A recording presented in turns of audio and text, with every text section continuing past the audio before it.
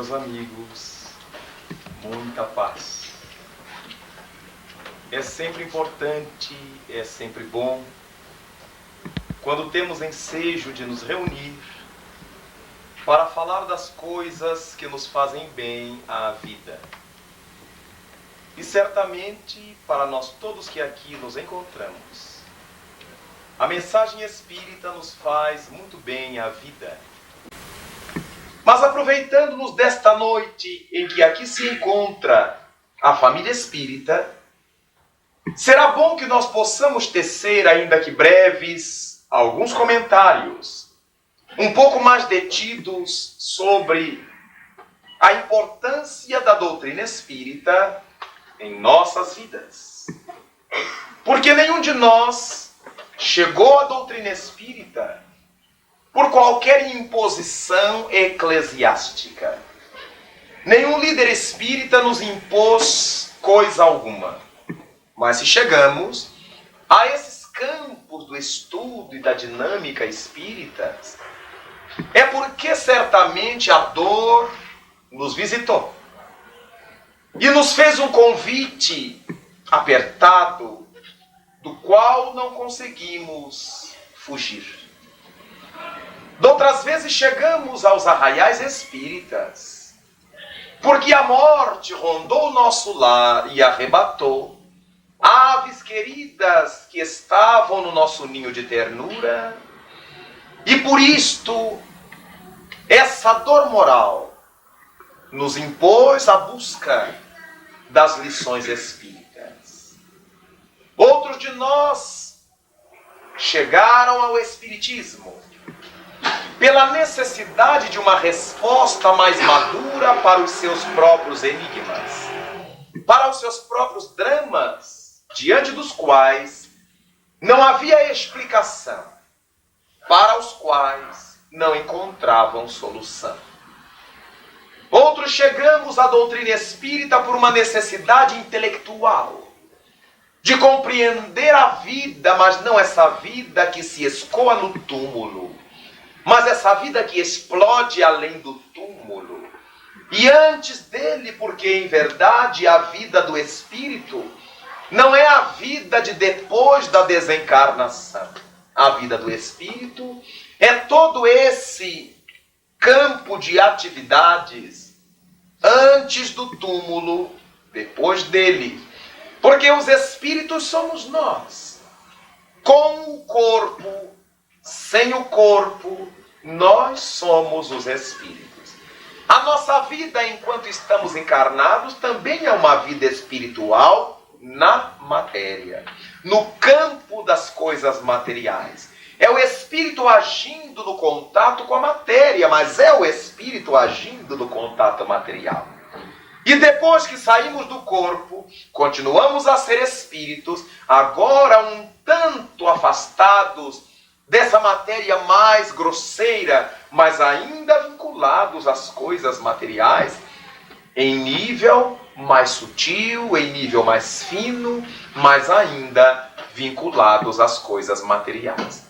À medida que o espírito, que somos nós, avança na sua escalada evolutiva, essa matéria com a qual ele lida, com a qual ele atua, começa a ser uma matéria mais rarefeita, mais sutil, mais quintessenciada, porque todas as coisas que o espírito tem para trabalhar são as coisas provenientes do fluido material, do fluido cósmico universal, que é a base, a matriz da matéria.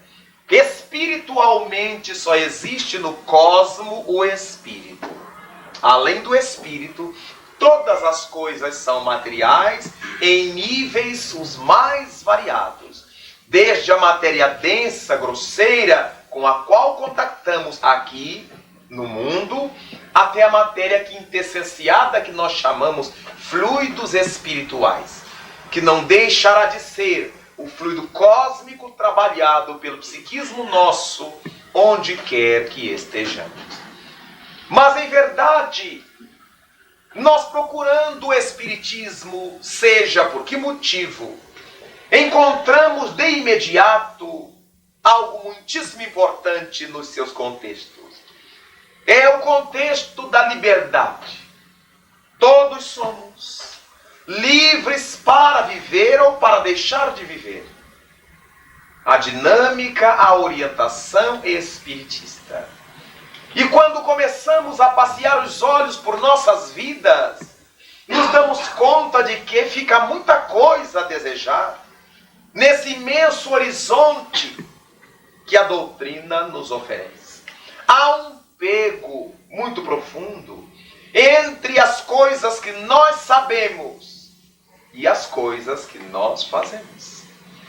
E parece-nos que o Espiritismo não deve interagir com nenhuma das coisas que fazemos no mundo. Porque temos uma vida na instituição espírita e temos uma vida lá fora no mundo. E é aí que observamos desde o campo educacional, quando nos parece que os pais espíritas estão desconhecendo ou estão negligenciando com essa realidade que conhecem de que os seus filhos são espíritos reencarnados. E parece que eles ignoram isto. Falam a seus filhos das coisas espirituais, mas agem com seus filhos com um raciocínio materialista. É o ganhar hoje, é o ganhar mais, é o driblar aquele, é o ter vantagem em tudo. O que é demonstrado desde a vida doméstica, desde a multa na estrada diante do guarda que o detém e que ele, ao invés de assumir a multa pelo equívoco, paga-lhe a propina, suborna-lhe a consciência, para que ao tomar a sua cervejinha com aquela propina, nós estejamos deixando uma terrível mensagem de suborno para o nosso filho que está ao lado assistindo. Aprendendo que o dinheiro é capaz de comprar tudo, até mesmo a consciência das autoridades. Então passamos a admitir que foi um tremendo gesto de inteligência. Ele poderia ter ficado com o meu carro, mas eu dei uma gorjeta e ele me deixou passar. Foi a grande infelicidade daquele momento. O preço daquela passagem e daquela gorjeta, proporcionalmente à deseducação que impusemos à nossa criança, a fixação que lhe deixamos na consciência, nós não saberemos qual foi o prejuízo maior. Então é importante que, conhecedores da doutrina espírita como somos, tenhamos cuidado de entender que os nossos filhos, como lembra Gibran, não são os nossos filhos, nossas posses, não são nossos pertences. Eles são os filhos de Deus, deixados à nossa responsabilidade, para que com eles possamos desenvolver um largo projeto educacional. Enquanto educamos os nossos filhos, nos educamos também, porque sendo eles espíritos, trazem na sua reencarnação uma bagagem, uma conquista muito larga, e vendo-os crescer, e vendo-os agir e reagir, aprendemos também. Nos damos conta de que em alguns momentos nos equivocamos, porque eles nos chamam a atenção. Nos damos conta de que em outros momentos estamos sendo muito laissez-faire, muito descontraídos, quando deveríamos ser um pouco mais sérios. Há outros momentos em que precisávamos ser um pouco mais sérios e somos muito relaxados. E os nossos filhos vão balizando conosco essa caminhada e nós aprendemos tanto com eles, dentro do nível em que eles nos podem oferecer e dentro daquilo que temos a lhes dar. Quantas vezes levamos a criança à aula de evangelização, os tios, as tias, os professores, os orientadores oferecem à criança as orientações doutrinárias, Mas quando ela chega em casa, ela vê exatamente as coisas em nível diferente. A professora ensina não mentir, porque mentir provoca problemas, e conta a história do Pinóquio, e conta a história de fulano, que as orelhas crescem, que o nariz cresce, fantasiando essa realidade. Mas quando chega em casa, a criança se depara com o jogo da mentira dos pais. E ela, como não sabe que aquilo é um jogo de mentiras, ela assimila como verdade. Toca o telefone, diga que eu não estou. Para o adulto isso é fácil compreender. Deve ser uma pessoa importuna. Deve ser alguém numa hora indevida. Deve ser alguém que eu não quero atender, ou que eu não posso atender. Mas na mentalidade da criança, é lícito, é verdade. Eu posso dizer que não estou quando eu estou. Então, se a criança vai atender ao telefone, nós não poderíamos dizer a ela, fale e eu não estou. Diga que papai agora não pode atender. É outra coisa. Porque aí o porquê eu não posso atender, a criança não tem acesso. Mas ela sabe que eu estou falando que eu estou, mas não posso atender. Essas coisas são curiosas. Toca a campainha e a criança escuta a mãe dizer à empregada, diga que a dona da casa não está. Resolva lá. O resolva lá seria muito bem colocado se não tivesse a anterior expressão. Diga que a dona da casa não está. Diga que eu não estou. Porque a criança está vendo que está. Então nós começamos a perceber que desde a relação doméstica as coisas são um tanto complexas. Se a mãe sai com a filha, com o filho e gasta um dinheiro além do devido, seu pai não pode saber disso.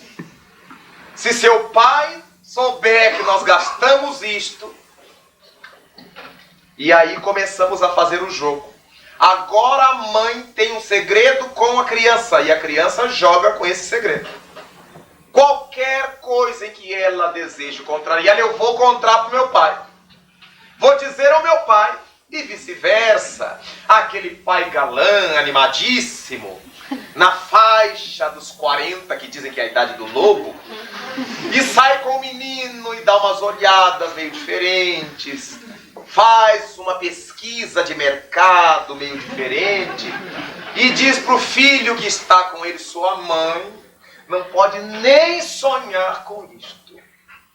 E então se estabelece o jogo, o pacto da desonestidade. Um pode enganar ao outro com o apoio daquele que daqui a pouco estará enganando a ele mesmo.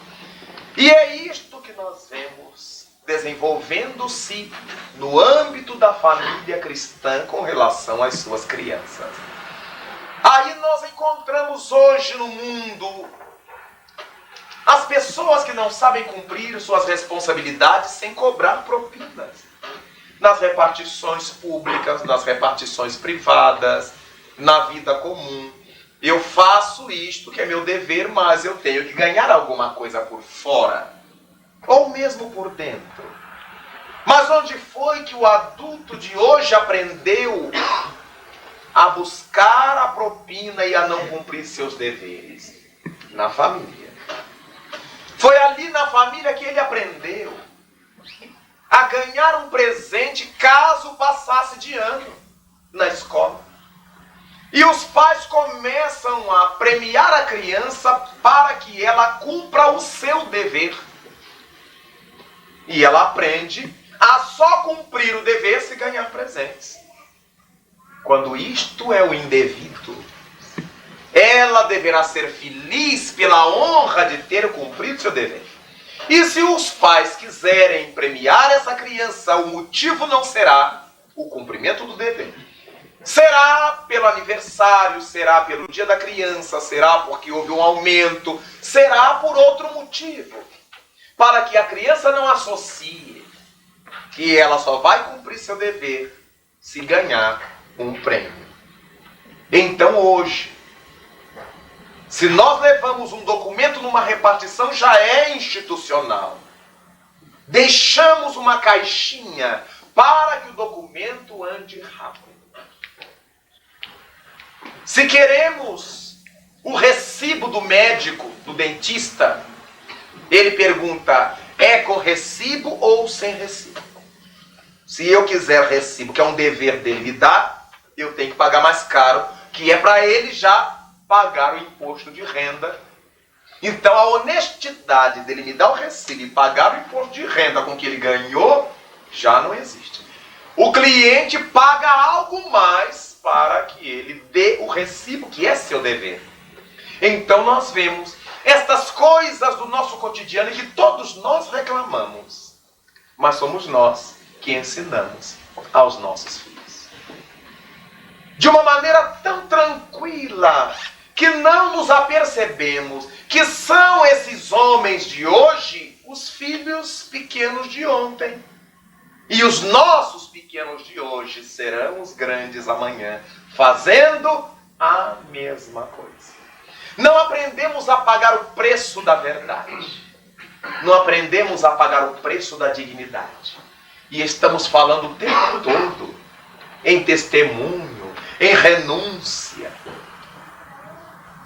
Mas isto é apenas discurso.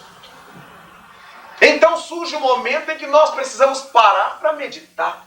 O que estamos fazendo da lição espírita que temos, que conhecemos? Daquilo que a nossa criança está aprendendo na escola espírita de evangelização, de moral cristã, como se chame? Como é que nós vamos entender esses contrassensos entre a teoria e a prática? Mas aí visitamos a um companheiro espírita que está com um parente enfermo. Ele entra numa crise nervosa, como se o parente já tivesse morrido. Exatamente quando a enfermidade lhe visita o ambiente doméstico, ele já não vai ao centro. Ah, estou com muito problema. Então o centro era para dia de festa. Ele já não cumpre mais com seus deveres. Ele entra numa crise desesperadora, porque não passara por sua cabeça que as doenças não atacam apenas aos vizinhos, nem aos estranhos, mas que ela também é passível de penetrar o nosso lar, atacar os nossos e muitas vezes atacarmos a nós mesmos. A postura de muitos espíritas diante do sofrimento, da dor, da doença, é tão infantil que nos deixa pasmos diante do contrassenso entre a teoria e a prática. Nós aprendemos todo o tempo que a dor é provação. É porque temos necessidade de expurgar, de abrir as comportas da alma e deixar vazar o homem velho para que possa desenvolver-se o homem novo. Nós dizemos, com base no Evangelho segundo o Espiritismo, que a dor é bênção que Deus confia aos seus eleitos. Eleitos que a gente não deseja ser. Então, que espiritismo é este que tem nos ensinado mentiras? Porque ele é bonito no livro, mas não é bonito na vida. E aí vemos confrades, com parentes espíritas, e que nos dizem, ah, mas é que lá no centro a reza não estava funcionando, eu fui lá na Mãe de Santo, porque o negócio precisava de um trabalho mais forte. Mas quem tem que ser mais forte não é o trabalho, é a pessoa. E aí se mancomuna com entidades de baixo nível. e se envolve com espíritos que passam agora a sugar a vitalidade da família que já estava depreciada, que já estava decaída. Então as pessoas não têm a paciência de viver o sofrimento com as bases cristãs que ela tem. Oração, fluidoterapia, evangelho e o médico. Então o indivíduo de pendura no pescoço uns colares, amarra no punho umas fitas do Senhor do Bonfim, amarra não sei mais onde no tornozelo, e põe os galhos de arruda, e põe um breviário por dentro, e vamos visitá-lo no hospital. Visitei um amigo no hospital em minha cidade, espírita, trabalhador espírita, e quando cheguei no seu quarto hospitalar, fiquei apavorado. Porque ele estava muito baixo. Eu disse: você quer que eu levante um pouquinho? Levante um pouquinho, Raul. E enquanto eu levantava a cama, pus a mão por baixo do seu travesseiro para que ele reerguesse a cabeça, e fui achando debaixo do travesseiro um monte de coisa. Eu falei: o que é isso? Tinha crucifixo, tinha figa de Guiné-Pipiu, tinha dente de alho. Eu falei: o que é isto? Aí a esposa me disse: ah, meu irmão, tudo que fala em Deus é bom. Eu digo: é bom, mas não é bom. Por que é que? Porque eu estou doente agora e minha fé é espírita. É como se o sacerdote católico doente viesse ao centro espírita. Ele não vem. Recebe seus sacramentos, recebe suas preces, tudo lá porque ele confia naquilo. É como se o companheiro protestante viesse para o centro espírita na hora da dor. Ele está lá, recebe seu batismo, ora a sua Bíblia, confiante que Jesus o vai salvar, que o vai libertar. Confia naquilo. E nós não. Começamos a procurar centro forte. Começamos a procurar coisas fortes, quando nós somos fracos. Quando formos fortes, o Espiritismo nos bastará. Porque já o teremos entendido, e dor é bênção mesmo. Porque se não estivermos sofrendo, alguma outra coisa mais grave estaria acontecendo conosco. Então é muito importante que nós, espíritas, na hora em que a dor nos bater à porta, tenhamos a dignidade de sofrê-la. Não de chantagear os outros, não de nos fazer as vítimas do mundo, não de nos fazer as pessoas imerecedoras daquele sofrimento, como se Deus estivesse errado. Como os espíritos sabem que eu sou trabalhador espírita, como é que eu fico doente? Mas nem por isto, Madre Teresa de Calcutá deixa de ser uma mulher doente. Irmã Dulce deixa de estar na cama com balão de oxigênio, morre, não morre. Chico Xavier, com todos os seus problemas de saúde, com cegueira, com angina, com retenção de líquido, com hipotensão, com tudo que ele tem direito. Divaldo Franco com a sua angina sempre sorrindo. Eu acho que quanto mais dói, mais ele ri. Ninguém sabe que está doendo, só seus amigos mais chegados. Quantas vezes, ao cabo de uma tarefa, eu via passando a mão sobre o tórax.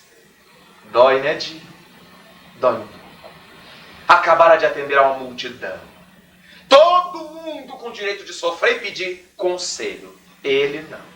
Então, como nós podemos imaginar que o Espiritismo esteja atendendo a sua função em nossa vida, se nós ainda não aprendemos sequer a enfrentar com dignidade os sofrimentos? Não significa que fanaticamente nós vamos deitar e dizer: não, os guias vão me salvar. Não. Vamos ao médico. Se for necessário uma acupuntura, eu vou fazer. Se for necessário, vou fazer.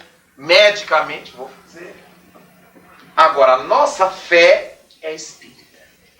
Os recursos da medicina eu vou buscar. Se a medicina tradicional não estiver me ajudando, eu vou para uma medicina paralela, para uma medicina alternativa, seja a homeopatia, a fitoterapia, a hidroterapia, seja o que for. Mas com lucidez, sem neuroses, sabendo que Deus me vê. Ele sabe que eu preciso. Ele sabe do que eu preciso. que nem sempre é aquilo que eu acho que preciso.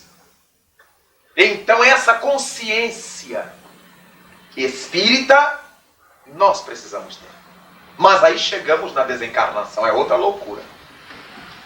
Quando desencarna o nosso familiar, o nosso espiritismo já foi pro bueiro agora. Porque nós nos comportamos como as pessoas que nunca ouviram falar que a morte não existe. E cada qual tem sua justificativa. Quando desencarna uma criança, mas era tão criança. Eu vivia sonhando no futuro dele, porque era criança. Quando era jovem, mas no auge da vida, quando estava preparando a vida. Mas se é velho, agora que já era hora de descansar, que já ia curtir os netos. Nunca nós estamos conformados com a única fatalidade no mundo material: a morte. E não deixamos os nossos entes queridos em paz. Quantas pessoas me vêm dizer, em desespero, que querem notícia do parente, que querem notícia do ente querido? Eu digo, mas deixa o pobre acabar de deitar na tumba, para que depois tenha tempo de dar notícia. E nós vemos os confrades espíritas numa crise de ansiedade, porque o sepultamento foi ontem, hoje eles já estão no centro para ter mensagem. E saem muito frustrados se não tiverem mensagens.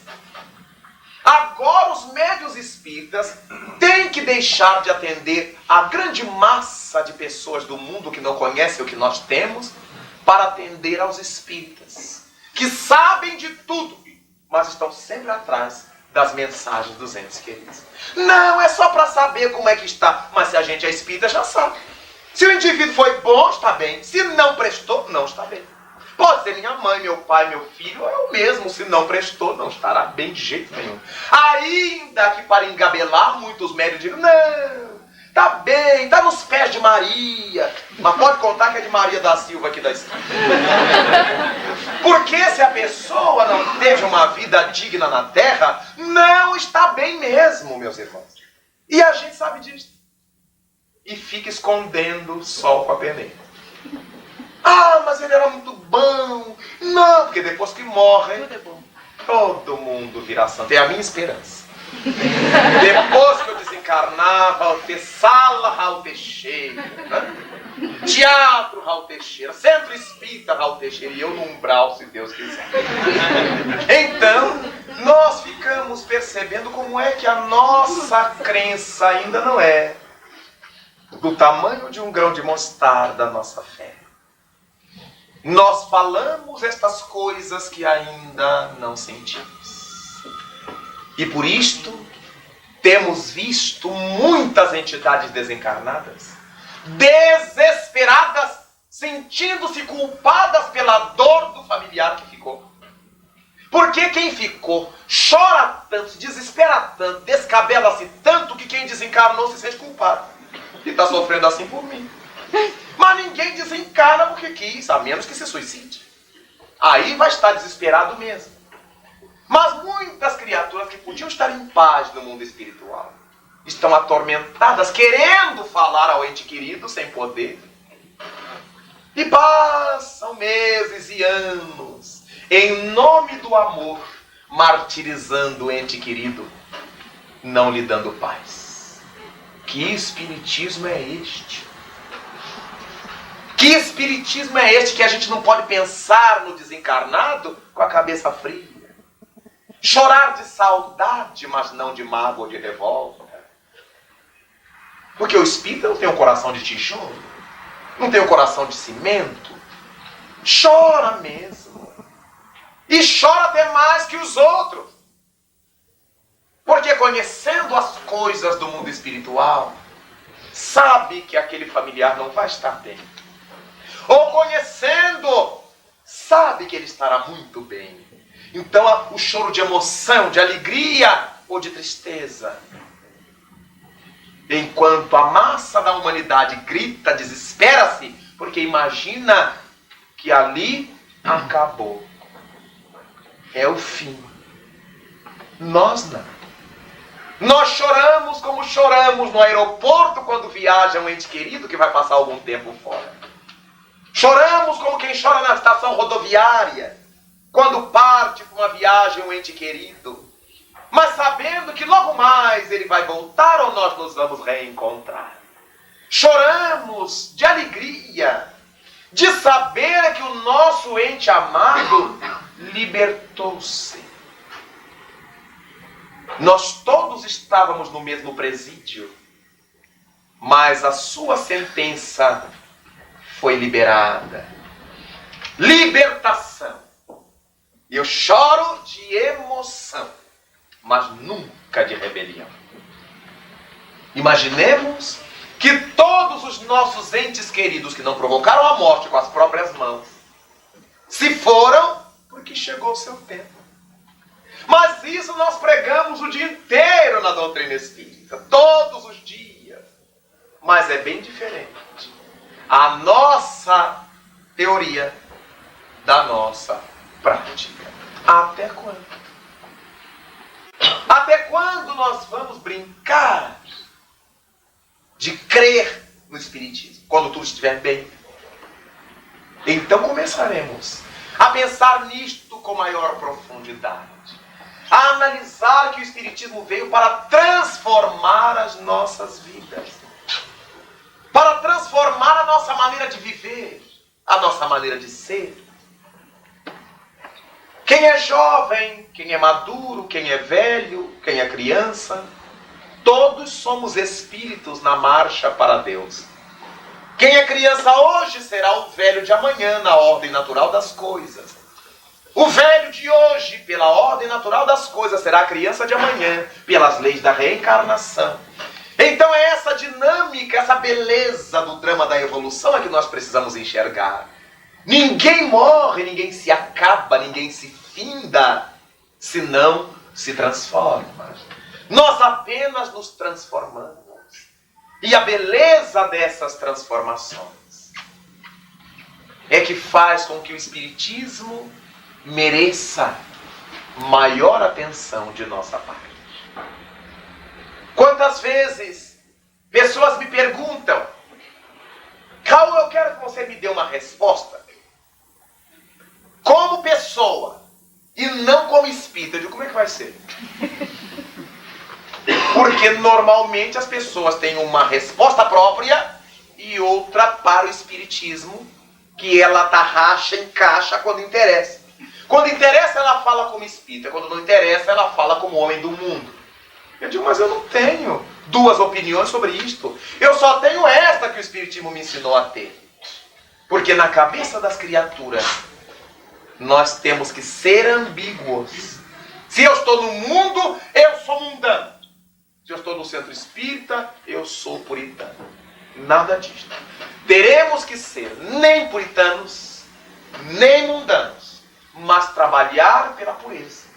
A pureza de ser o que a gente é, com naturalidade, fazendo esforço por crescer, identificando as próprias mazelas, conhecendo os próprios tormentos. Aí encontramos outros companheiros espíritas que juram de pés juntos: eu não tenho raiva de ninguém. Como não tem? Eu não guardo mágoa de ninguém. Como não guarda? Eu não guardo mágoa, mas nunca mais vou à casa dela. Eu não tenho raiva, mas não quero ver no meu caminho. Como não temos raiva? Nós sentimos raiva, porque é o sentimento do animal. É o sentimento do homem velho. Quando a gente vê, já está sentindo. Depois é que começa a disciplinar. Meu Deus, eu não posso sentir isto, mas já sentiu. Agora começa a fazer o trabalho de retorno. Mas o impulso é o da cólera. Depois, o raciocínio cristão nos fala o que é isso. Mas, enquanto nós apregoamos que não sentimos raiva, não curamos a nós mesmos da raiva. Porque eu só me curarei a partir do momento que eu me dê conta que tenho aquela enfermidade. Porque aí eu vou buscar medicação para ela. Se eu ponho na minha cabeça que eu não tenho aquela enfermidade, eu não vou buscar medicação para ela.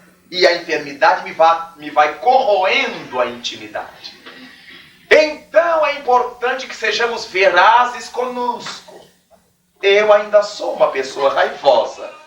Confessemos-nos. Então eu vou precisar buscar no Espiritismo as lições anti-cólera, anti-raiva, anti-agressividade que ele tem. Se eu começo a passar para as pessoas e sedimentar na minha cabeça que eu não sinto raiva, que eu não guardo mágoas, eu serei sempre uma pessoa raivosa, sempre uma pessoa magoada, porque não estarei trabalhando aquela zona na minha intimidade. Quantos, porque sabem que é um defeito, dizem: eu não tenho vaidade alguma. Como não tem? Olhe-se bem.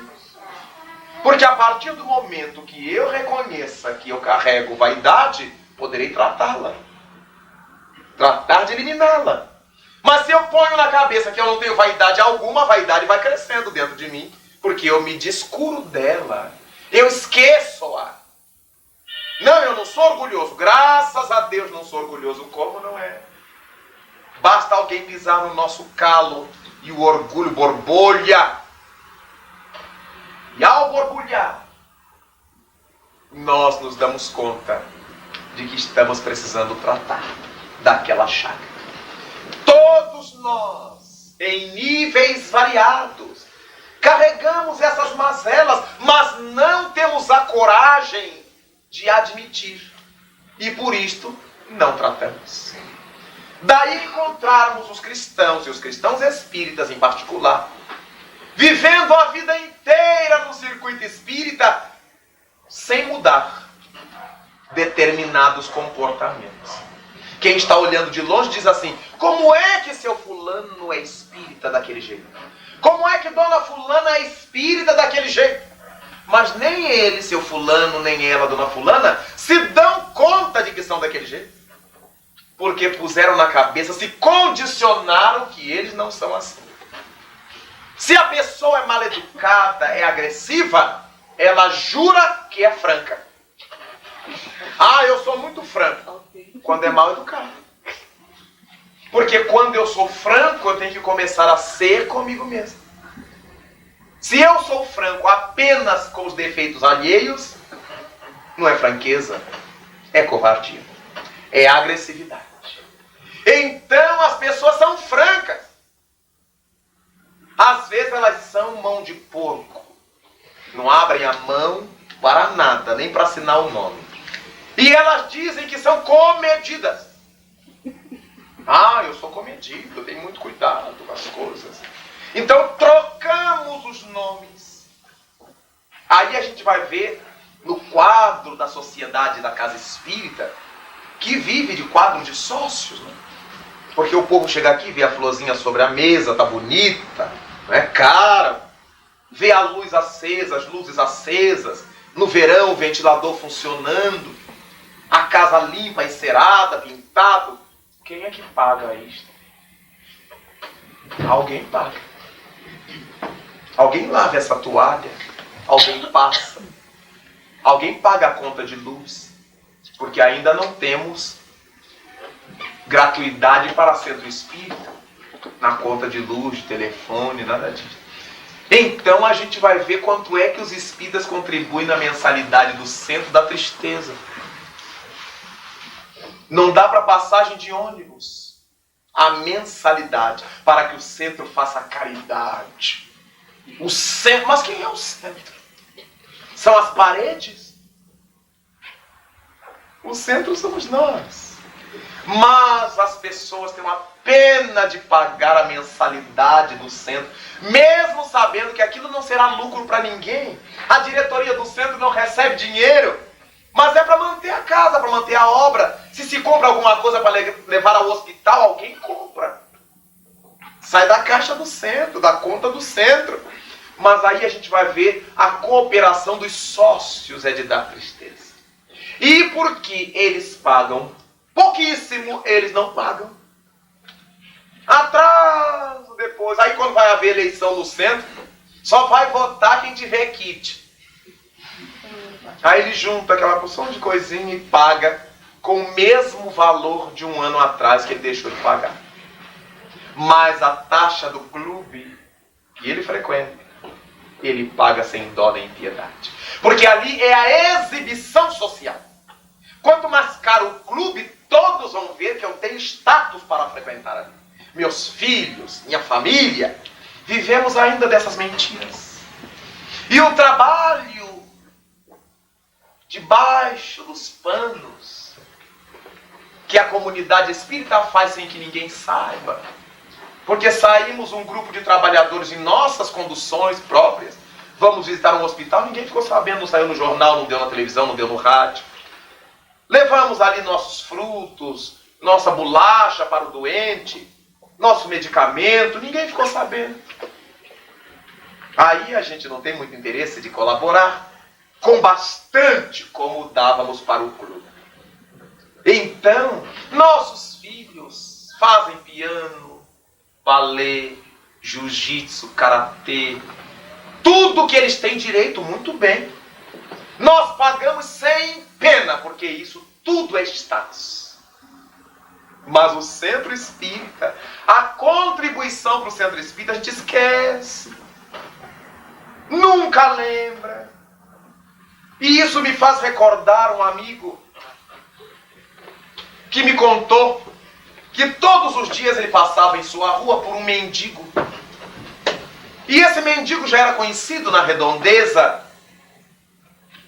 E ele sempre passava longe para não ter que atender ao mendigo, ainda que fosse com uma palavra. Até que um dia não houve jeito. Quando ele se deu conta, o mendigo saiu da esquina e estava diante dele. E já acercou-se dele, pediu alguma coisa, com aquela cantilena toda. E ele apavorado, ele dizia que tinha pavor de mendigos. Ele disse para o homem: ah, meu amigo, eu não tenho trocado. E o mendigo olhou para ele: que bom, eu não quero trocado, pode me dar um inteiro. E ele ficou desconcertado e caiu em si. Por que é que todas as vezes que a gente vai ajudar aos outros tem que ser com trocado? Vejamos que é uma coisa tão atávica que a gente já fala inconscientemente. Não tem trocado. Mas quem é que diz que ele quer trocar? Pode dar inteiro. Então nós nos esquecemos de tantas coisas importantes. Para ajudar uma vida, a gente precisa ter trocados. Para a exibição social, quanto menos trocados, melhor. Essas coisas o Espiritismo vai trabalhando na nossa intimidade. Não significa que tenhamos a veleidade de crer que amanhã todos estaremos transformados, não. Mas pelo menos essas coisas estarão gotejando na nossa consciência, para que nós possamos nos aperceber de que estamos no mundo fazendo um curso no qual devemos ser aprovados. Então, meus amigos, qual é a função do Espiritismo em nossa vida? Não é enchermos a cabeça de teorizações. É entrar na nossa corrente sanguínea e fazer com que nós o possamos utilizar no cotidiano. Aí visitamos os lares espíritas com a maior desfaçatez. Os companheiros nos oferecem alcoólicos. Eles não acreditam que aquilo que nós estamos pregando contra o vício é verdade. Nos oferecem como se fosse para nos testar, porque esqueceram. Visitamos os lares espíritas e são poucos os que não têm o bar, o carrinho de bebidas, a tabaqueira em alguns. E nós lutando contra o cartel de Medellín, o cartel de Cali e o cartel de casa, que começa com um copinho de bebida. A grande porta da loucura. Nossos filhos aprendem a beber dentro de casa. Que vê seu pai beber, vê sua mãe beber. Seja em nome do frio, seja em nome do calor, se bebe por qualquer motivo. Seja em nome da tristeza, seja em nome da alegria, da festa, da tragédia, se bebe por beber. Se fuma porque está nervoso, se fuma porque está calmo, para uns o fumo acalma, para outros o fumo dá ânimo, e desse modo as pessoas vão mantendo os seus vícios sociais. Há milhares de pessoas morrendo de fome no mundo. Mas por incrível que pareça, cálculo da ONU, cifras da ONU, há um maior número de pessoas morrendo por hipertensão arterial em função do excesso de comida. Parece brincadeira. As pessoas que passam fome são vistas esquálidas. Impressiona. Mas as pessoas bem nutridas são saudáveis. Olha que saúde! Vai ver como estão suas artérias. Vai ver como está seu fígado. Como está seu estômago, seus rins, seu coração. Então o número de pessoas que morrem por excesso da mesa é uma coisa impressionante. Tivemos ensejo de visitar a Áustria com o nosso Maurício. E o povo come banha de porco com pão. Banha, essa banha que se usa aqui para cozinhar. Como nós comemos manteiga, né? Eles também comem manteiga, mas têm o gosto pela gordura de porco. Aqueles rostos bonitos e aquele corpanzil exagerado por gorduras.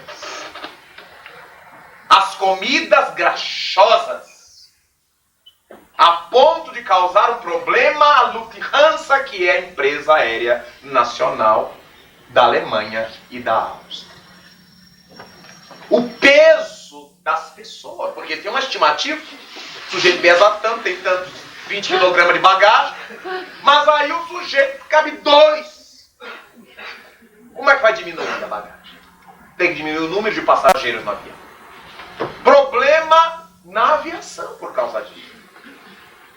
Chegamos nos Estados Unidos, onde eles têm a neurose contra a doença. Na aduana, estava colaborando com uma família brasileira que não sabia se movimentar na alfândega. E a menina que estava com a senhora tossiu na frente da atendente, uma japonesa, e a mulher esbravejou em inglês a felicidade porque a menina não entendeu, pedindo que ela pusesse a mão à boca. Mas a menina não estava nem aí. Quanto mais a mulher gritava, mais ela tossia. Até que eu disse, é para você pôr a mão na boca, minha filha. O pavor de adoecer. Estavam chegando do Brasil, deve ser todos empesteados. Então, esse povo tão preocupado com a saúde. Nós lemos as revistas, vemos os noticiários e sabemos que são assim. Os tamanhos do corpo por excesso de comida.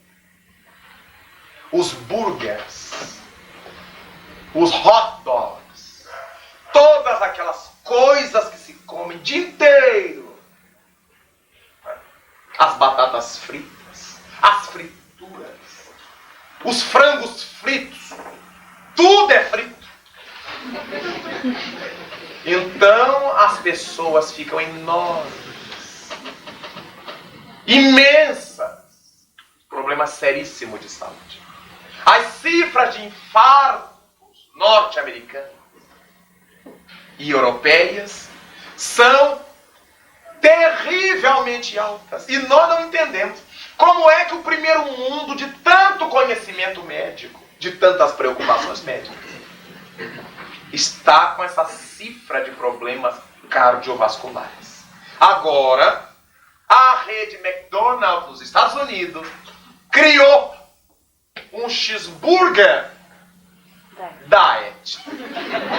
Não me perguntem como. Mas eles criaram. Para ver se o povo continuava a comer sem tantos problemas. Mas o excesso de comida. Aí vem as estatísticas psicológicas. Por que é que o povo come desse jeito? Ansiedade. A ansiedade. O medo da guerra, o medo da bomba, o medo da queda da moeda, o medo, a ansiedade. Então é primeiro mundo de quê?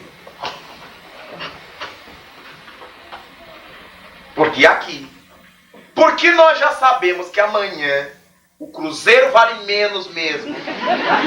E o dólar vale mais, a gente dorme sem problema. Não tem jeito, amanhã vai estar mesmo valendo menos o cruzeiro. Essa ansiedade nós não temos. Não temos. Porque sabemos que vamos ter que comer o que está no armário, o que está na despensa, a gente não tem por que ficar acordado, dorme tranquilamente. Então nós temos algumas vantagens sobre aqueles que estão num primeiro mundo e têm que manter o status de primeiro mundo. Nunca a Europa esteve tão proletarizada como nos dias atuais. Nos países mais decentes, nunca houve tanto mendigo e tanto subemprego. E o pobre de um país do primeiro mundo é mais pobre que o nosso. Porque o nosso pobre, se ele conseguir 100 cruzeiros, ele pega o ônibus. Lá. Porque tudo é muito caro. Então o pobre é muito mais baixo do que o primeiro indivíduo mediano da sociedade. Aqui, o miserável está perto do pobre, que está perto do remediado. Lá, quem é pobre para valer. Com uma vantagem, que eles são chamados de homeless. É chique, não é? Homeless, sem casa. Mas em inglês é tão chique. Tão bom de ser homeless em Filadélfia. Dormir na friagem em cima dos canais de evaporação para esquentar. Dezenas de pessoas que eu vi dormindo amontoadas literalmente. Porque sai das diversas galerias de metrôs o vapor quente e eles deitam ali para não morrerem de frio. O número de desabrigados na América. Vi este ano como nunca havia visto um número de pessoas morando debaixo das pontes. Claro que a polícia vem e os retira. Mas também não tem para onde levá-los. Eles voltam para lá. Nova York está um inferno. Os mesmos meninos que aqui param no meio do trânsito para limpar os para-brisa dos carros em troca de algumas moedas, em Nova York, em Manhattan, está exatamente assim. A violência que se exagera tanto do Rio de Janeiro, de São Paulo, das grandes cidades, não está menor em Manhattan. Não está menor em Paris. Não está menor. Apenas a gente não sabe.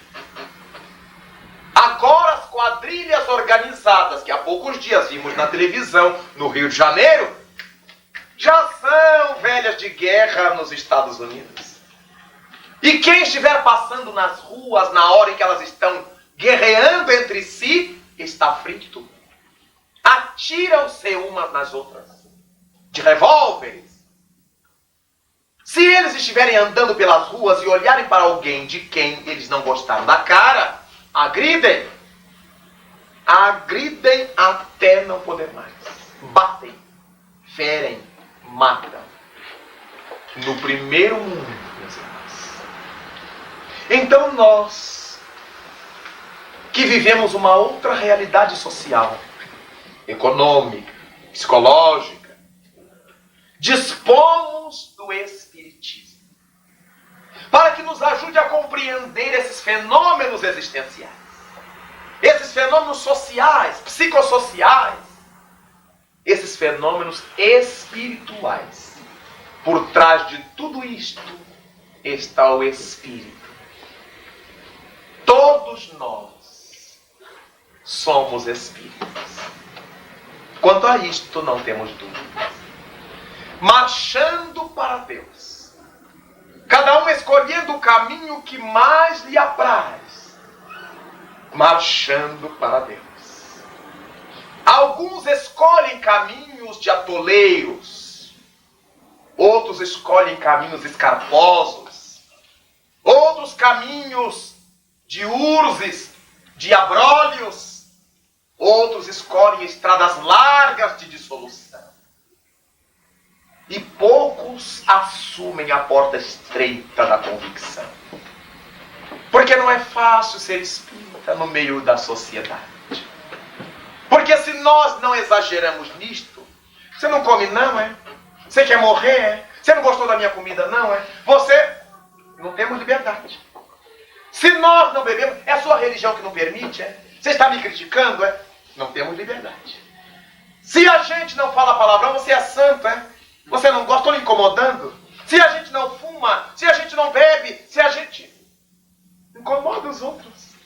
Porque passou a ser anormal a pessoa equilibrada. São anormais. São motivos de zombaria. Mas Jesus Cristo disse algo muito interessante. Bem-aventurados sereis quando tudo isto fizerem contra vós, porque também a mim fizeram, a mim que sou vosso mestre. E o discípulo jamais será maior que seu mestre. Vós sois as varas, eu sou a vinha.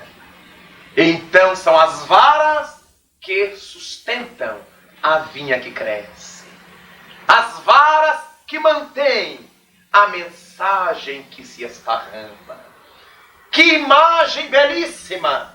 O discípulo não será maior que seu mestre, porque aprende dele. Então nós que estamos na terra, envolvidos com tantos problemas, nossos problemas, comecemos a pensar na forma pela qual o Espiritismo deverá penetrar as nossas vidas.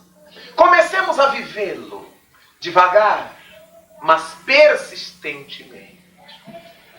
Devagar, mas continuadamente.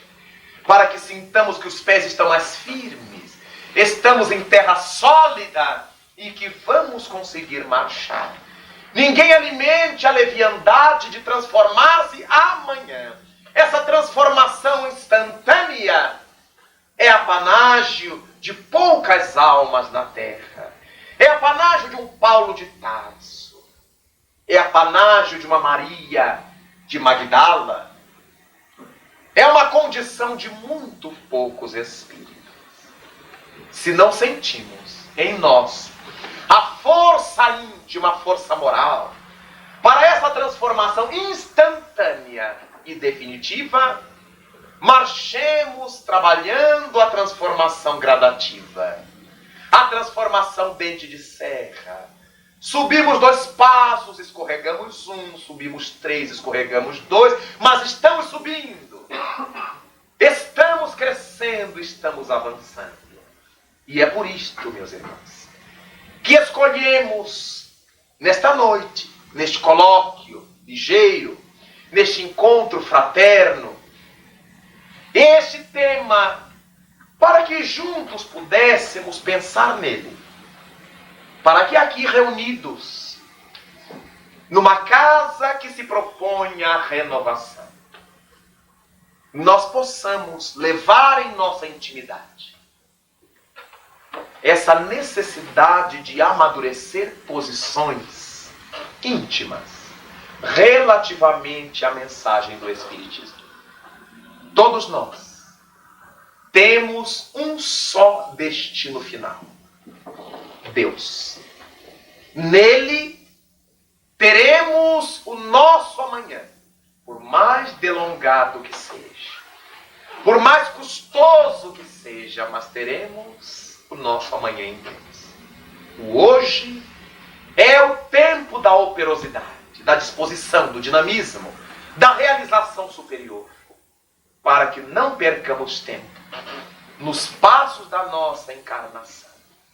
O tempo urge, meus irmãos. Cristo vela sobre nós, enquanto Deus tem pressa. Que possamos, alimentados por essas mercês que o Espiritismo derrama sobre nós, sentindo na alma essa força do Consolador, esse impulso da mensagem espírita, começar a pensar nos nossos filhos, na nossa relação com as dificuldades, na posição psicológica diante da vida, para que logo mais nos transformemos num único rebanho, sob a tutela maior de um único pastor, que é Jesus. Peçamos a Ele que nos abençoe e que a todos nos despeça em paz. Muito obrigado.